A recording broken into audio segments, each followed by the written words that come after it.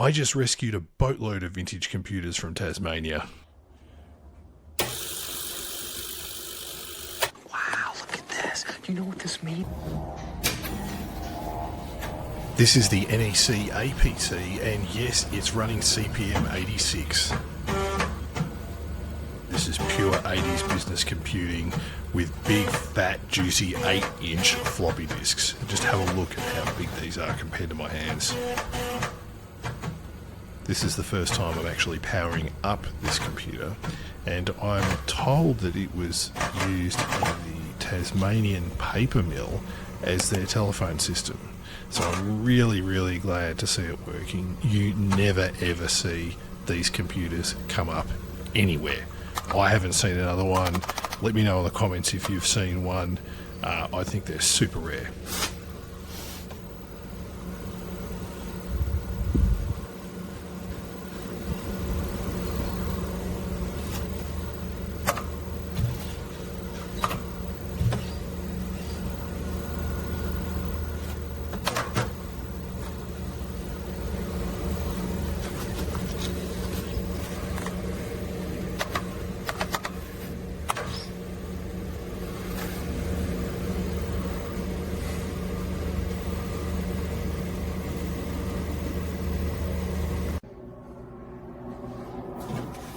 This is the classic IBM XT.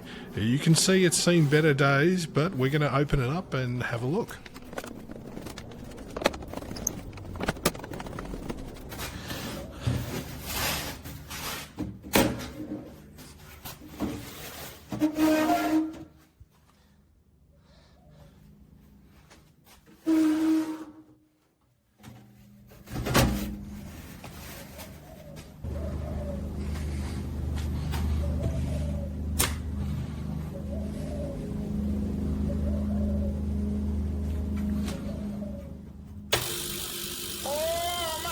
Inside, this computer actually looks quite minty, so I think once we fix the power supply issue, whatever that is, I suspect this thing is going to boot up and work.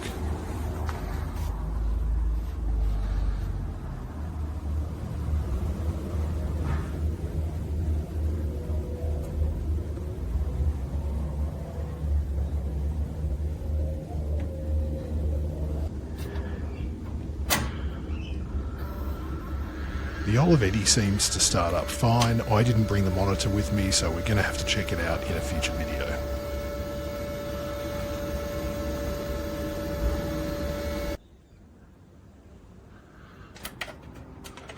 Interesting, this actually isn't...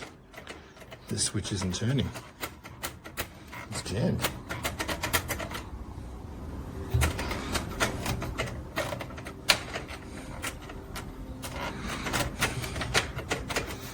How bizarre.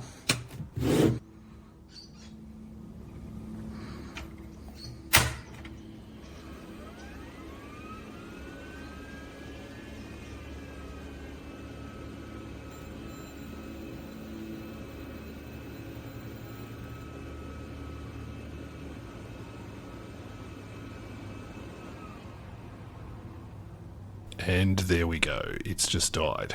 The Model 3286 has just powered off. I'd say probably a capacitor issue with the power supply, that's my guess. It was pretty smooth the way it turned off, no magic smoke. This is the Model 50.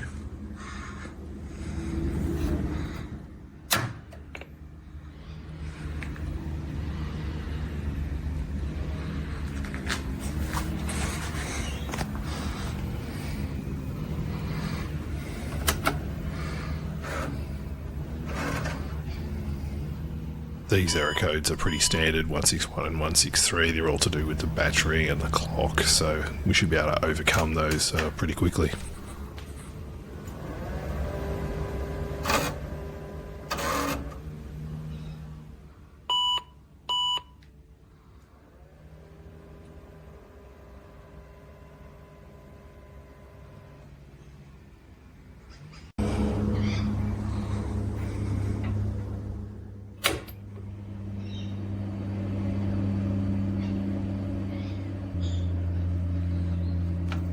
So this IBM Model 55 SX turns on, you can hear it, you can hear the fan, but there's no video. So we might have to look a bit more closer into that. Maybe it's a video card, could be a variety of things.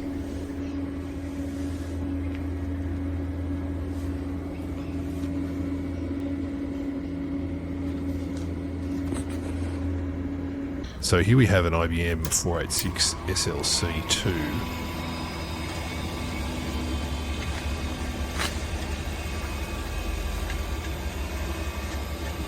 It turns on okay, and it takes a while to power up. I'm just plugging in the monitor and a few other things.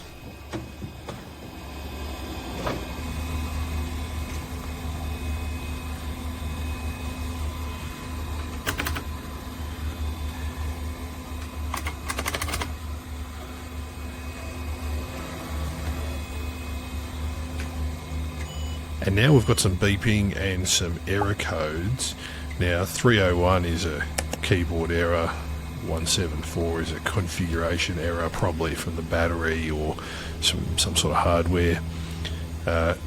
21030 is a SCSI error, so that could be, I don't know, maybe even a cable problem or a hard drive problem. But the good thing is that it does start up and it does display that IBM screen, so it's not fatal, it seems to work.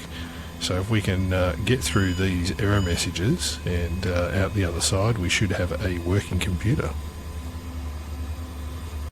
So that's a wrap for part 3. We've gone through a lot of IBMs, like a lot, I know. And, you know, some of them are booting up, some of them have got power supply issues. But the highlight for me was that NEC APC CPM computer. That's a lot of 3-letter acronyms.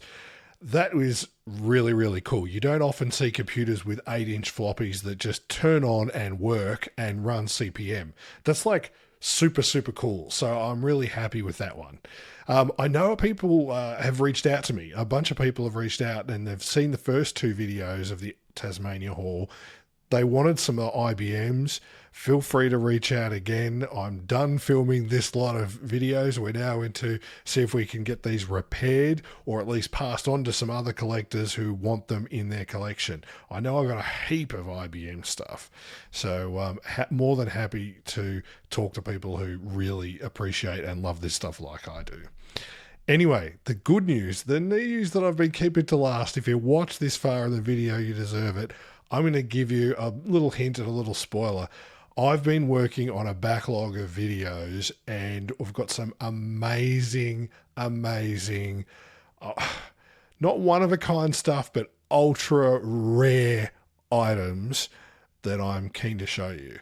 I'm not going to spill exactly what they are. I've told maybe 2 of my friends, and this is like unbelievable stuff. A lot of this stuff will be pictured behind me eventually. It'll go as a display piece in the studio. I'm really excited. I'm like super excited. I can't wait to show you these videos. They're just some of the most, I don't know, historically significant items that you're going to find ever, anywhere. Like this is like ultra cool stuff. So if you haven't already, hit the subscribe button and hit the notification bell for when I publish these videos. You're going to want to see them. Like I'm making content that I want to see and I'm super excited about it. Anyway, take care, guys. I promised you I'll publish more often. A lot of life stuff getting in the way right now. I'll see you on the next one.